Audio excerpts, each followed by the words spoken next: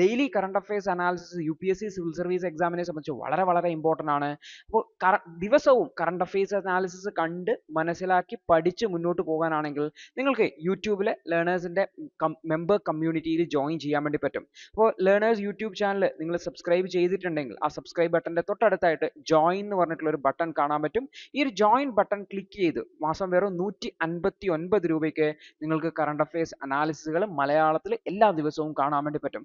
അടുത്തൊരു വാർത്ത കെൻ ബെത്വ പ്രൊജക്റ്റുമായി ബന്ധപ്പെട്ട് അവിടെ ഇക്കോളജിക്കൽ ഇമ്പാക്റ്റ് ഉണ്ടാവും എന്നാണ് അവിടുത്തെ കോൺഗ്രസ് പറയുന്നതായിട്ടുള്ളത്. അപ്പം നമുക്ക് നോക്കാം, ഏകദേശം 23 ലക്ഷത്തോളം മരങ്ങൾ മുറിക്കേണ്ടതായിട്ടും അത് പന്ന ടൈഗർ റിസർവിന് വലിയ പ്രശ്നമാകും എന്നുള്ള രീതിയിലാണ് ജയ്റാം രമേശ് പറയുന്നതായിട്ടുള്ളത്. അതുപോലെ തന്നെ ബുദ്ദേൽഖണ്ഡ് റീജിയനിൽ നമ്മൾ നോക്കിക്കഴിഞ്ഞാൽ ബുദ്ദേൽഖണ്ഡ് റീജിയനിലെ പ്രത്യേകിച്ച് ഡ്രോട്ട് പ്രോൺ റീജിയനാണ്.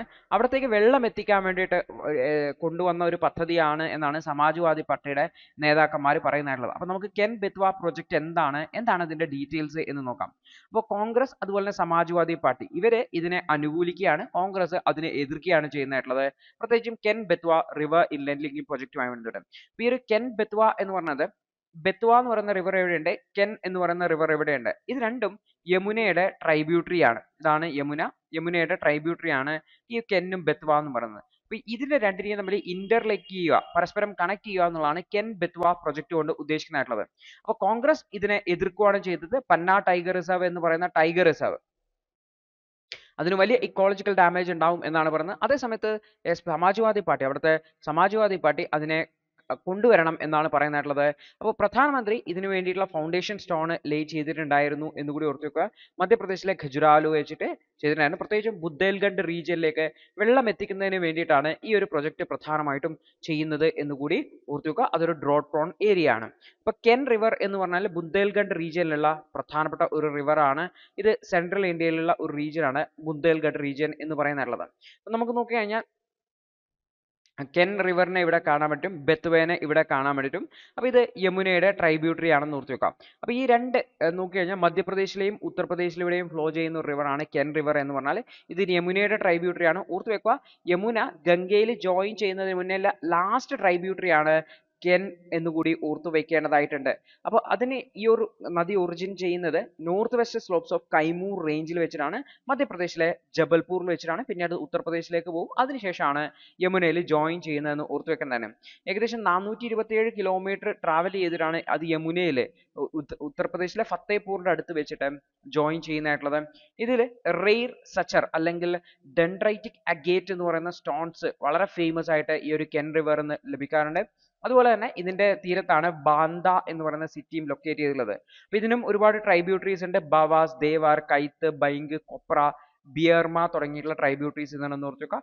ഇത് പന്ന ടൈഗർ റിസർവിലൂടെ ഫ്ലോ ചെയ്യുന്ന റിവർ ആണ് കെൻ റിവർ എന്നുള്ള കാര്യം കൂടി ഓർത്തു വെക്കേണ്ടതായിട്ടുണ്ട്. അപ്പൊ അടുത്ത റിവർ ആണ് നമ്മൾ നോക്കിക്കഴിഞ്ഞാൽ ബേത്വ എന്ന് പറയുന്ന റിവർ. ബേത്വ എന്ന് പറയുന്നത് സെൻട്രൽ നോർത്തേൺ ഇന്ത്യയിലുള്ളതാണ്. ഇതും യമുനയുടെ ഒരു ട്രൈബ്യൂട്ടറി ആണ്. ബേത്വ നമുക്ക് കാണാൻ വേണ്ടി പറ്റും. രണ്ട് നദികളും മധ്യപ്രദേശിൽ തന്നെയാണ് ഒറിജിൻ ചെയ്യുന്നതായിട്ടുള്ളത്. അതിനുശേഷം യമുനയിൽ പോയിട്ട് UP വെച്ചിട്ട് ജോയിൻ ചെയ്യുകയാണ് ചെയ്യുന്നതായിട്ടുള്ളത്.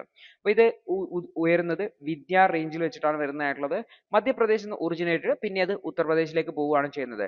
രാജ്ഘട്ട്, പരീച്ച, മറ്റാലിറ്റ ഡാംസ് തുടങ്ങിയിട്ടുള്ളവ ബേത്വ റിവറിലാണുള്ളത്. ട്രൈബ്യൂട്ടറീസ് ആണ് ഹലാലി, കാലിയ സൗത്ത്, ഉർവാഷി, ബീന, ദസാൻ, ജാംനി തുടങ്ങിയിട്ടുള്ള ട്രൈബ്യൂട്ടറീസ് ഉണ്ടെന്ന് ഓർത്ത് വെക്കുക. ഇതിനെ രണ്ടിനെയും കണക്ട് ചെയ്യുന്നതാണ് കെൻ ബെത്വ ഇന്റർലിങ്കിങ് എന്ന് പറയുന്നതും കൂടി ഓർത്തു വയ്ക്കേണ്ടതായിട്ടുണ്ട്. ബുന്ദേൽഖണ്ഡ് റീജിയന്റെ കുടിവെള്ള പ്രശ്നത്തെ അഡ്രസ് ചെയ്യാൻ വേണ്ടിയിട്ടാണ് ഈ ഒരു പ്രൊജക്ട് എന്നുകൂടി ഓർത്തു വയ്ക്കേണ്ടതായിട്ടുണ്ട്. അടുത്തൊരു വാർത്ത എന്ന് വെച്ചാൽ സുനാമിയുമായി ബന്ധപ്പെട്ടാണ്. 2004 ഡിസംബർ 26 ഉണ്ടായിട്ടുള്ള സുനാമിയുമായി ബന്ധപ്പെട്ടുള്ള ഒരുപാട് ആർട്ടിക്കിളുകൾ വന്നിട്ടുണ്ട്. പ്രത്യേകിച്ചും ജിയോഗ്രഫിയുമായിട്ട് ലിങ്ക് ചെയ്തിട്ടുള്ള ഒരു ആർട്ടിക്കിളാണ് നമ്മളിവിടെ കവർ ചെയ്യുന്നതായിട്ടുള്ളത്. 2004 ഓഷ്യൻ സുനാമി, ഇന്ത്യൻ ഓഷ്യനിൽ ഉണ്ടായിട്ടുള്ള സുനാമി എങ്ങനെയാണ് സുനാമി സയൻസുമായി ബന്ധപ്പെട്ട നമ്മുടെ അണ്ടർസ്റ്റാൻഡിങ്ങിനെ മാറ്റിമറിച്ചതെന്നാണ് ഈ ഒരു ആർട്ടിക്കിളിൽ പറയുന്നതായിട്ടുള്ളത്. ഇപ്പൊ 2020 ദി ഹിന്ദുവിന്റെ ഇന്നത്തെ വിശകലനം കണ്ടതിന് നന്ദി. നിങ്ങൾക്ക് ഇത് സഹായകരമായെന്ന് വിശ്വസിക്കുന്നു. ഇന്നത്തെ ബാക്കിയുള്ള വാർത്തകളുടെ വിശകലനത്തിനു വേണ്ടി ഞങ്ങളുടെ ന്യൂസ് അനാലിസിസ് ക്ലാസ്സിൽ ജോയിൻ ചെയ്ത് പഠിക്കാവുന്നതാണ്. ഒരു മാസം വെറും 159 രൂപയ്ക്ക് നിങ്ങളുടെ UPSC തയ്യാറെടുപ്പിന് ആവശ്യമായ എല്ലാ പ്രധാന വിശദാംശങ്ങളും ഉൾക്കൊള്ളുന്ന ഒരു സമഗ്രമായ ന്യൂസ് അനാലിസിസ് നിങ്ങൾക്ക് മലയാളത്തിൽ ലഭിക്കും. കൂടാതെ സിവിൽ സർവീസിനു വേണ്ടിയുള്ള ജനറൽ സ്റ്റഡീസ് ക്ലാസുകൾ കൂടി മലയാളത്തിൽ മനസ്സിലാക്കി പഠിക്കാൻ ഞങ്ങളുടെ ലേണേഴ്സ് അൺലിമിറ്റഡ് ക്ലാസ്സിൽ ജോയിൻ ചെയ്യാം. മാസം വെറും 1500 രൂപയ്ക്ക്